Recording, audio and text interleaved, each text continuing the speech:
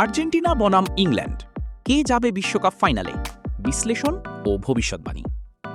FIFA বিশ্বকাপ ২০২৬-এর সেমিফাইনালে football বিশ্বের দুই পরাশক্তি আর্জেন্টিনা ও ইংল্যান্ড মুখোমুখি হতে যাচ্ছে। এই ম্যাচকে ঘিরে ফুটবল প্রেমীদের উত্তেজনা এখন তুঙ্গে।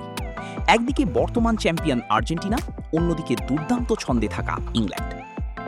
আর্জেন্টিনার শক্তি হল তাদের অভিজ্ঞতা, দ্রুত আক্রমণ এবং বড় ম্যাচে চাপ সামলানোর ক্ষমতা।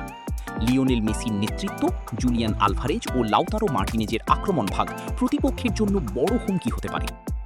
অন্যদিকে ইংল্যান্ডের শক্তি তাদের তরুণ ও গতিময় দল। জুড বেলিংহাম, হ্যারি কেইন এবং শক্তিশালী মিডফিল্ড ইংল্যান্ডকে এই বিশ্বকাপে অন্যতম সেরা দলে পরিণত করেছে।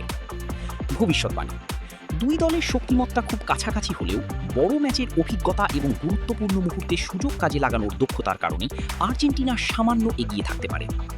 সম্ভাব্য ফলাফল: আর্জেন্টিনা ২, ইংল্যান্ড ১। তবে ফুটবল অনিশ্চয়তার খেলা।